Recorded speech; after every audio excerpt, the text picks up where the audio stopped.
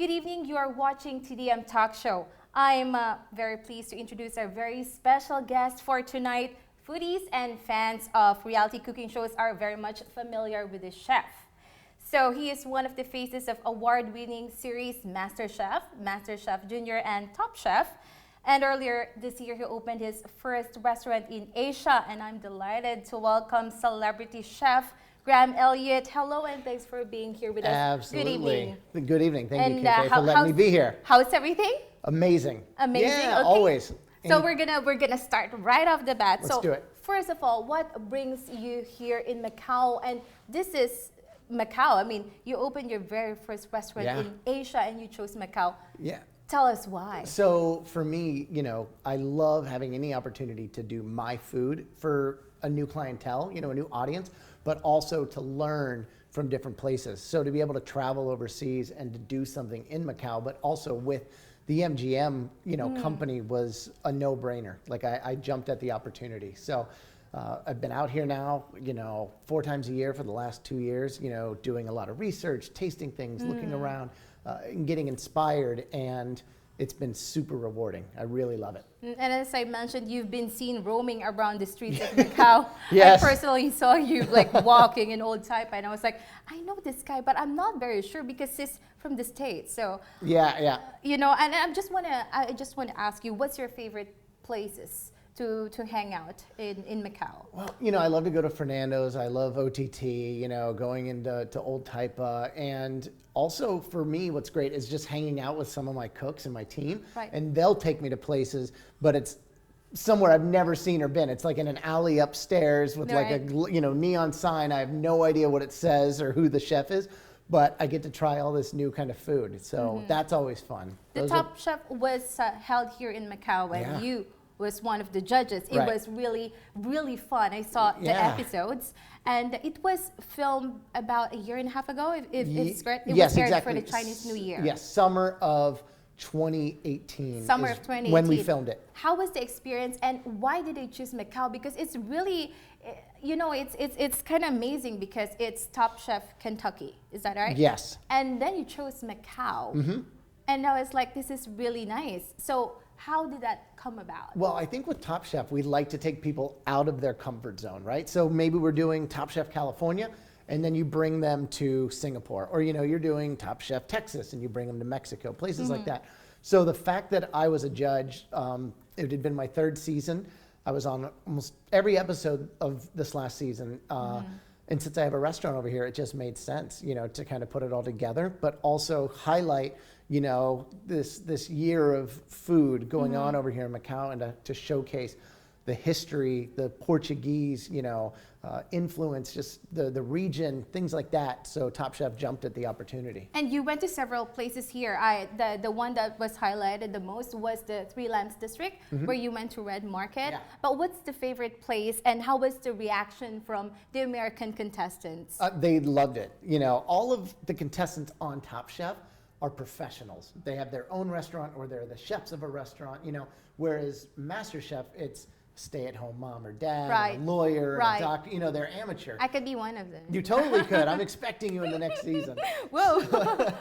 Okay. But with Top Chef, it's professional. So as a chef, we love finding new things. So if you dropped me in the middle of Africa and it was all this weird food I've never seen, I would love it. And so a lot of the chefs had never been out of the country. They've never been to Asia. They've never been to Macau. They didn't even know Macau. Exactly, or what it was. And then a lot of times in the States we hear, oh, it's like Las Vegas. So nobody knows, okay, there's casinos, but outside there's everything else. Right. So that's what was great to show. And the Red Market is my favorite thing to do. Every time I come here, that's the first thing I go and check out. And what's fun is the next 2 days, I'm doing an event here at Coast where I'm going to be bringing people with me. It's tour with the chef. Yeah. So they come with me. They're going to meet me in the morning.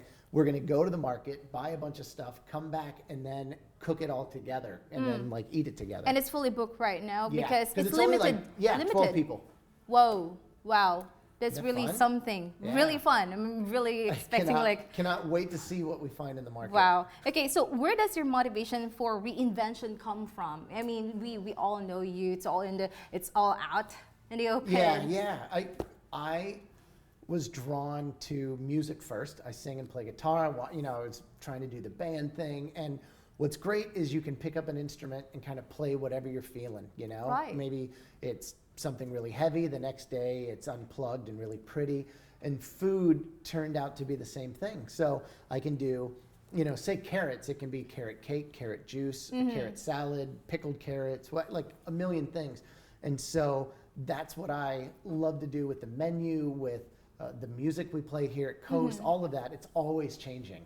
Right. And how's the business going so far for the Coast since it opened? Yeah, it's been going It opened great. earlier this year. It did, yeah. So Right. it's been going great. And what's fun is I had an idea for the restaurant, but then once the customers actually come in and you get feedback, you understand, okay, this is really what the restaurant's going to become. So there's more Portuguese influence. Right. There's larger platters, sharing, things like that. So. And how do you think, what can you say about the clients here in Macau? It's different, it's a different culture as you mentioned. What do you think are their favorites? I love, by the way, I need to comment the popcorn. The truffle. Yeah, right? Isn't that fun? So again, I think the biggest thing is things that are barbecued, things that are like grilled. Pizza. Pizza, of course. The burgers, people love. No-brainer. Yeah, but also seafood. Huge, right? I mean, you put lobster, prawn, shellfish, crab, like it flies out the door. So instead of just having some salads and risotto and whatever, I will now go and add more of those items on the menu because that's what people want. Right, and where do you usually source your produce? Is it like more on locally sourced produce or? I try to get as many things local as possible, but we also have things coming in like beef from Australia, lamb coming from New Zealand, lobsters coming from France. And so really the thing for me is to just get the best ingredients possible, like no matter where on the globe they're from. And to have the American feel, California feel. Right. Yeah, Because, totally. well, you're from Chicago, right? I am, but I lived all over. Right? Philippines, Hawaii, California, Maryland, all over. Right. And so I look at the Coast as really being close to the ocean. It's not just California, it could be the Mediterranean, it could be South China Sea, it could be, it could be whatever. Right. And thinking of what people cook in those areas with seafood and lighter, healthier flavors, that's what I want to bring. You just mentioned you went to all over the places in Yeah. Asia, in the States, whatever. And then you said that you were a Navy brat. Yes. Could you explain Yeah, why? so Navy brat, yeah. My dad was in the Navy and he was a diver and his job was to find old like bombs and take them apart so that they don't explode. Right, So it was a very dangerous job. Cool. But we had to move like every year or two. Yes. So I went to 15 different schools growing up and just meet a ton of people and see different things. And for me, trying food and understanding that every culture does the best with what they have, like you can go to the South in the States and people are eating pig's feet, right? And then you go to the Philippines, you can have balut. Balut. You can go, Have you tried balut? Oh yeah. Then you can go to Hawaii and have like some giant octopus, Right. So none of them are good or bad. Everyone's just doing their own thing. And so it's like music. You can have opera, rock and roll, hip hop, and it's all beautiful for what it is. You know what I Right. mean? There's no right or wrong. And you have traveled to so many places. What countries have majorly influenced you as a chef? Oh man, that's hard. I don't know if it's. I would say I'm more influenced by like people The that people, I meet. Yeah, the exactly. culture, the Totally, vibe. Totally. So Right. it's not like I come to Macau and eat at 2 or 3 restaurants and now I want to do this. It's meeting a bunch of people, hearing their stories. They take me to a store or a shop or a market or their favorite spot to eat, and that makes me think differently about food, right? It's not like a Portuguese course. tart makes me a better chef, but going and seeing everybody in the dining room order dishes, large format or cut into fours because Exactly. they all want to share, that's cool to me. Now I think if I open another place, maybe I'll do all kind of shared stuff instead. Like it's more communal, it makes everyone closer. I like that. But how did it start? Like you wanted to be a musician at first. Right. And then you became a chef. I did. At When and how? 17. Started as a dishwasher. Oh, wow. And so I was in the kitchen, and then I started prepping. And again, you see these ingredients and they're so cool, and you're like chopping and using knives and fire, and everyone in the kitchen's crazy, and you're playing music, and I fell in love with it. And then I realized that there were these other chefs out there doing, you know, paint brushes and little spoons and like live scallops in the shell. I never went to a restaurant growing up that was like that. Like we had, you know, McDonald's, we had Cheesecake Factory, you know, those kind of Burger places. King. Burger, totally. And that's what, you know, I knew my grandma's food and other stuff like that, but not restaurants. But once I found that you could be a chef and you could do this kind of food, it was 17. At 17. So Oof. I was on the fast track early. I knew what I wanted to do. Wow. Yeah. And when you're away, because I know you're a very busy man, who controls your kitchen here? So I have a chef from Chicago that worked with me for almost 10 years. He flew out and moved out here, and he's the chef every day. Right. So he knows my menu, my food, everything. Everything, Graham. Totally. Vice president. Yes, exactly. Of the kitchen. CEO of CEO, GE. COO this time for him. So how do you usually, or how do you maintain the freshness of the produce here? So we have things that are recipe'd out, things that are, you know, they're tried and they're tested, and we know exactly what they're supposed to be. We do what they call line check, where we go through everything before we open and taste everything, make sure everything's perfect. We try to make things every day so it's really fresh and delicious. And once you create that culture and philosophy and everyone on the team buys into it, then life is easy. And you have a very diverse team. I noticed. Yeah. Right? Yeah, you have Filipinos, you have from Hong Kong, right? Yeah, right. Someone from Bangladesh, somebody, you know, from mainland China. We have somebody from the States, you know. So pulling from all these places, again, it's not just me saying, this is how you make it, and now do your job. I want them to say, oh, when I grew up, my mom made this, and it's like, cool, let's try it, let's see it. And the glasses are part of the brand identity. Yeah, if I take them off, no one knows who I am. Oh yeah, I walk around, wow. Nobody. Wow. Right? Isn't that funny? Makes sense. Yeah. And with that tattoos, yes, because you mentioned about your signature look, it's tattoos, glasses. I'm trying to look professional for the show, like hiding them. But so those tattoos, it's from the places that you've been, or those places that are close to your heart? Yeah, both, like where I actually lived, because I've traveled everywhere. But Washington, California, Maryland, Virginia, Texas, Hawaii, Philippines, Vermont, and Illinois. Hawaii is the pineapple. Yeah, exactly. Pretty cool. Yeah, and then neat. Will there be a chance that Macau will be there? Probably a Portuguese star, a little Portuguese star, or a panda. Yeah. Have you seen the pandas here? I have. Cute. It's great. I don't know. I was thinking, like, what would it be? Would it be maybe the old ruins? Right. Like something like that could be cool. Yeah. That was really cool. I gotta think. Maybe we'll ask that. We'll go on Twitter, and say what would you say? What can you recommend, or probably ask people of Macau? Yeah. Right? Yeah, absolutely. We so I have to do WeChat. Oh, yeah. Which I'm on. Totally on. Yeah. Okay. Definitely we'll add you. The little key.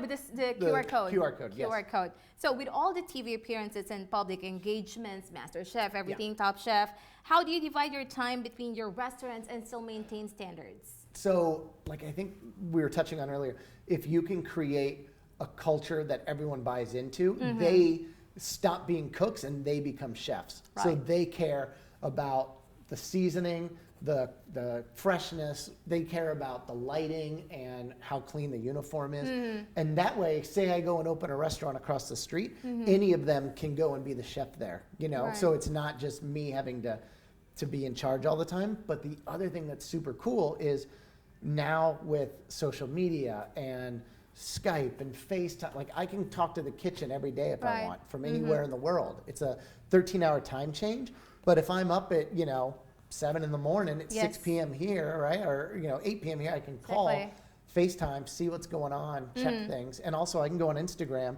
and look up any hashtag or. Let me see what's going on here. I've done that. I've looked. Busted. Absolutely. And I've screenshot because the Caesar looks like, it's too small. Whoa. And I'll send it to somebody and be like, can we check this? And literally it's fixed right away. Just call him, we need to talk right now.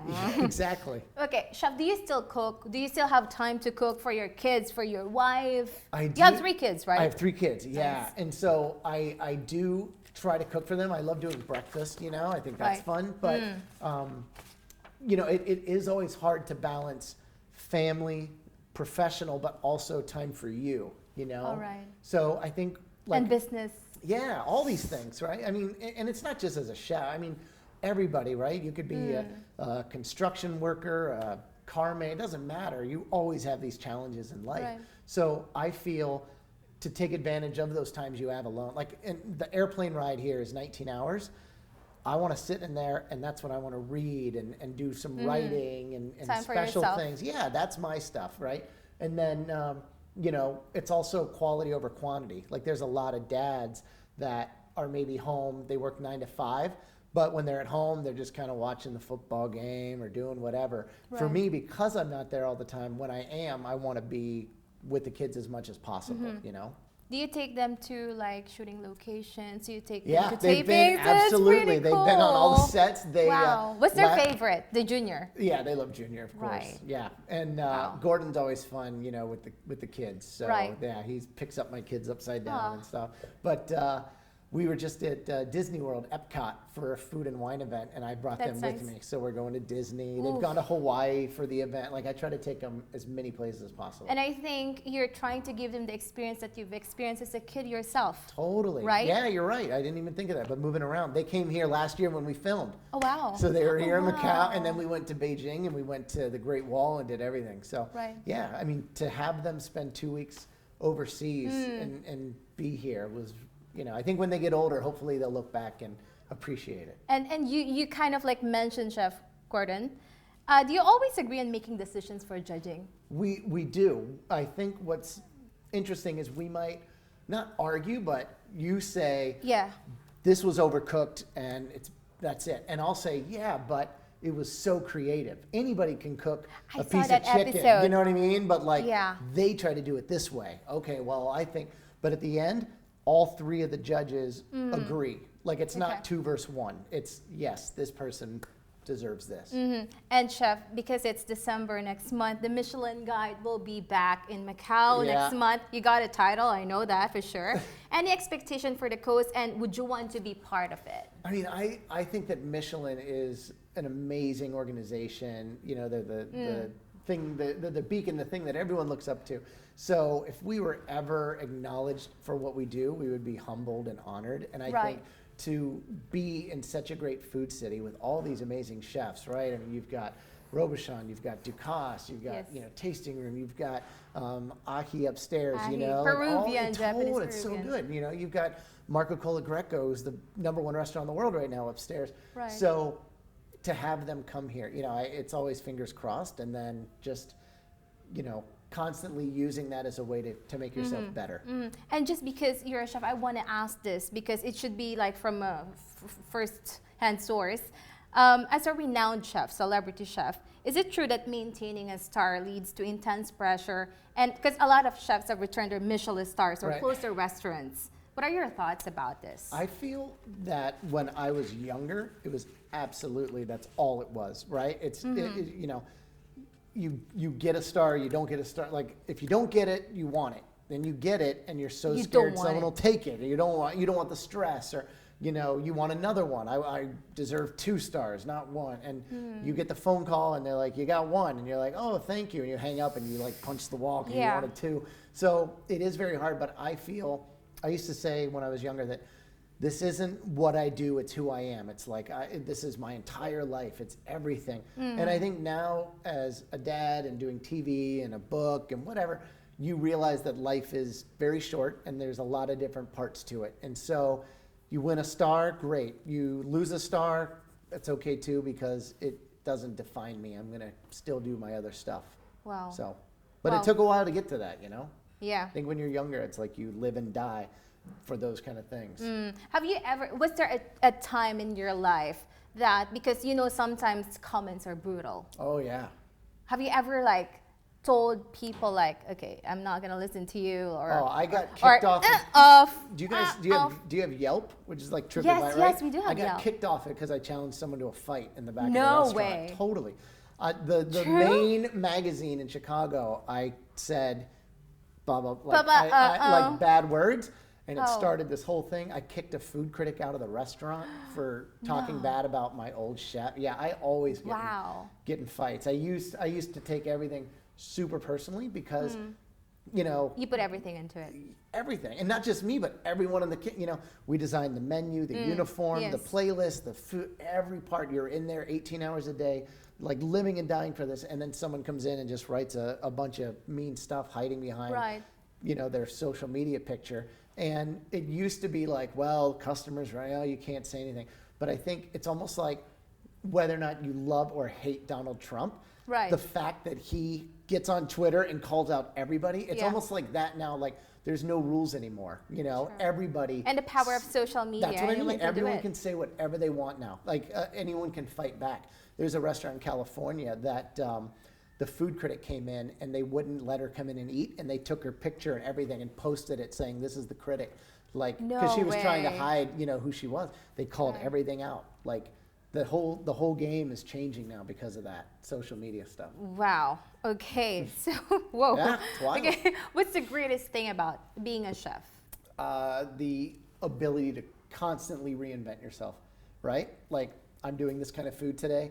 Maybe like if Coast told me, if the MGM said next week we want you to open an Italian place, it's like I try to Well- fly to Italy. I learn things. I go and travel. I read a million books, and now I get to do that. Like that's the most fun part of being a chef. Teaching, showing people how to do stuff, like doing TV and talking to a million people at home through television. Right. Of this is what this ingredient is, and this is how you can make that. Like that's really exciting stuff, And what's next for the Coast? Because I know this is the first restaurant in Asia. Will there be a second? Is it going to be a challenge for you?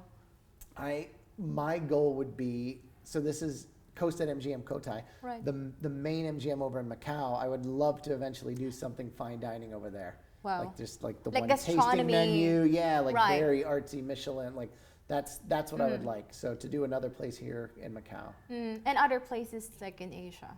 Yeah. I mean, Any other places in Asia? I am always open to being able to do something, especially because I love it over here, and it feels like home. So any opportunities I would totally, be interested in. Definitely. And what's been your ultimate lifetime goal? This is probably the last question, and maybe Yeah, there's yeah, going no. to be another one. Ultimate lifetime goal, I would love to run for office and maybe be Oh, yeah. mayor or run for Congress or something. I love politics, and I love leading and inspiring and trying to make people's lives better. So if I can do something in a kitchen or restaurant or TV, why limit it to food if you can do something on a bigger scale? And so Right. that's what I'm thinking, maybe the second part of my life. What's the timeline of this one? Well, I figure if you're lucky, right, you live to be maybe 90 or 100, and mine is almost half gone already. So Right. maybe the second half, we'll see what happens. Okay. And what's next for you after this tour, chef? What are the projects? Yeah, so working on a kids cookbook, and also, Oh, wow. yeah, and then we just did a show called Family Food Fight. So it's different families cooking against each other. So that's That's really, with the two hosts, right? yes, it was. So I kind it's of me, like stalk you a little bit. Yeah, no, It was it's- like checking that one. me, Aisha Curry, which is Steph Curry's wife, and Kat Cora. So that was really exciting. So we'll see how that goes. And then also just talking about new show ideas. I was just in LA talking to different, TV networks about some ideas. So we'll see what happens. And Chef, I told you this is not going to be the last. What's your advice for those who want to be like you? I think the most important thing is to always be yourself, let your personality shine. If you're really nice and fun, don't try to be mean and yell at people, and vice versa. Like I cannot pretend to be mean. And there's some people that are great artists that belong in a kitchen. They shouldn't be trying to be on TV every day. Really know who you are and how you can put that into what you want to do, Thank you so much, Chef. Thank you. Thank you so much. Excited. Join us again next week for another episode of TDM Talk Show. Good evening.